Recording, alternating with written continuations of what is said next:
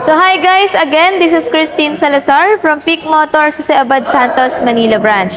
And for today's video, i-feature natin itong ating 2025 X-Force GLS CVT transmission. So, itong ating X-Force GLS CVT is naka-new dynamic shield design concept na siya, guys. Ayan. And as you can see, yung ating DRL naka-LED na rin, including our headlight. So, pagdating naman sa fog lights natin, naka-LED na rin siya. So, napakaganda nitong ating X-Force GLS CVT. By the way, this is the base variant para sa ating X-Force. So, pagdating naman sa engine natin, guys, naka 1.5 liter, 4-in-line with Maybach technology itong ating X-Force GLS CVT. So, pareha sila ng makina na ginagamit para sa ating expander. Ayan. Bali, equip na rin nga pala ito ng ABS with EBD. Pagdating sa side mirror, guys, naka-integrated na rin yung ating turn signal light and color black yung ating side mirror. Ayan, napakaganda and sobrang premium looking talaga nitong ating 2025 X-Force. So, ito nga pala, guys, yung susi ng ating 2025 X-Force. So, same with our expander, naka-keyless operating system na din siya. Pwede na nating i-lock and unlock yung ating unit using our key fob. So, ngayon, naka-tupi yung ating side mirror, meaning naka-lock siya. Once na in-unlock natin siya, automatic, mag-unfold na yung ating side mirrors. So, for conveniently na pag-open din ng ating unit, pwede din natin siyang i-lock and unlock using this button. Make sure lang na nasa possession nyo yung ating key fob. Ayan, guys. So, tara, pasok naman tayo sa loob nitong ating unit. So, let's see, guys, kung anong meron sa loob nitong ating 2025 X-Force. So, yung X-Force natin, guys, equipped na rin naman siya ng power windows with central door lock. And, ang kinaganda nito, yung controls ng ating side mirror, nandito na rin siya. Ayan. So, sobrang ganda talaga ng design nitong ating X-Force. So, ito naman yung pahapyaw ng interior natin. Ayan. So, iisa-isahin natin kung ano bang meron sa loob nitong ating 2025 X-Force GLS CVT. And sulit ba siya kahit base variant lang? So, dito, guys, meron tayong headlight leveler. Ayan. And naka-tilt and telescopic adjustment na rin yung ating X-Force. So, here's what you will see inside. So, nandito na tayo, guys, sa loob ng ating X-Force GLS CVT. Sobrang premium looking nitong ating unit, even na base variant lang siya. So, by the way, yung SRP pala nito, i-share ko sa inyo at the end of this video. So, let's start with this steering wheel. Naka 3-spoke na leather wrap na yung ating steering wheel. And still, meron pa rin tayo ditong mga controls para sa ating multimedia system and sa ating meter cluster. So, on the other side, meron tayong hands-free button and voice command function. Ayan. So, unfortunately, guys, wala tayong cruise control here compared with our GT variant. So, ayan. Pero still, guys, napakaganda pa rin nitong ating unit. So, yung head unit natin, guys, is naka 12.3 na siya.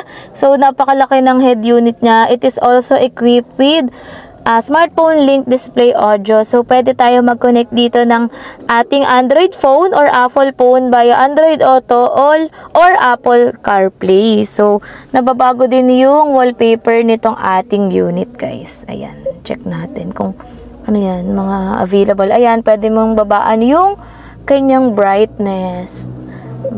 So, pili tayo dito. So, kung gusto nyo maglagay ng mga family picture nyo dito, guys, pwedeng-pwede.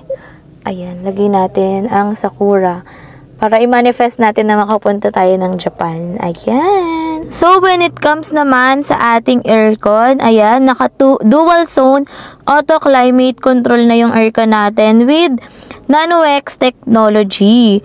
So, imagine base variant pero naka NanoX technology na tayo. Ayan. So, naka piano type pa rin yung mga buttons ng ating aircon control. Same with our Triton and expander. Meron din tayo ditong USB Type A and Type C. Tapos, wala nga lang tayo dito guys ng wireless charging compared with our GT variant. Ayan. So, yung transmission natin nitong ating X-Force is naka-CVT transmission na siya guys. So, mas fuel efficient na siya. Same with our expander, naka-expander GLS and expander cross. Naka-electronic parking brake na rin yung ating X-Force with brake auto hold.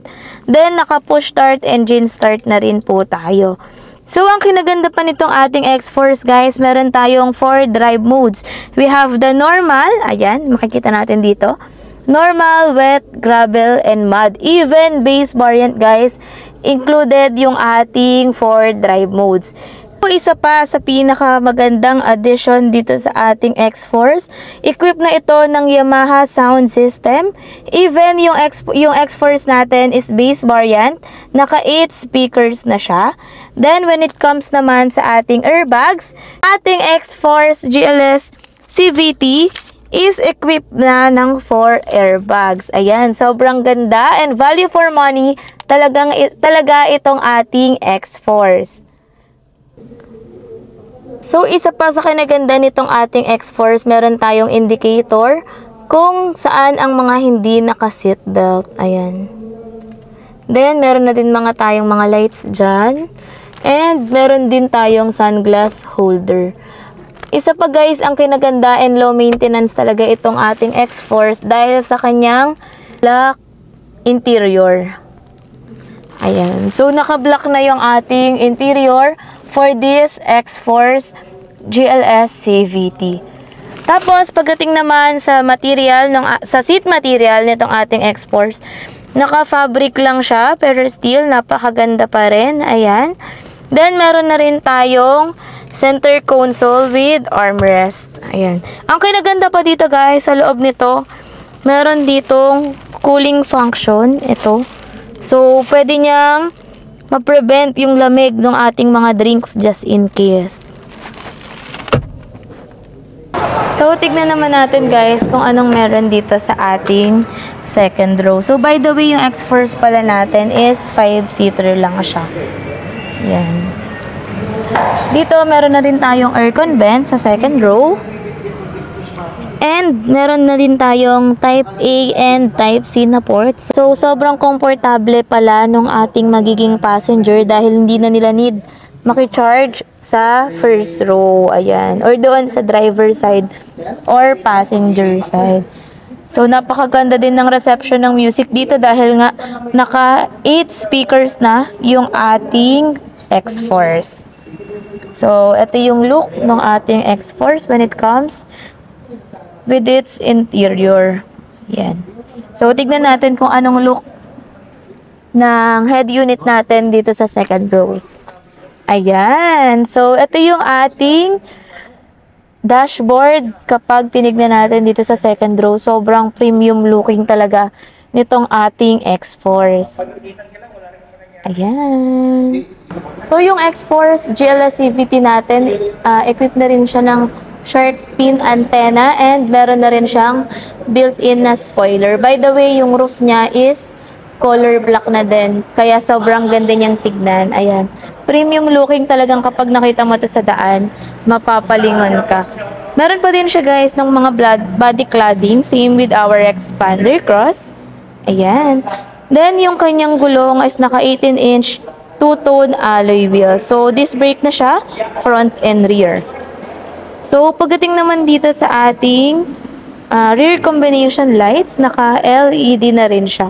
Ang pinagkaiba niya nga lang sa ating X-Force GT variant is naka-power tailgate na siya. Ito kasi, naka-manual pa din. Ayan, si Joey Boy nakikipag-chismisan sa gilid because tapos naman na ang office hour. So, tignan natin what's inside this X-Force. Ayan. So, maluwag din yung compartment niya, guys, ha? Ayan. Tignan natin kung ano ba yung spare tire niya.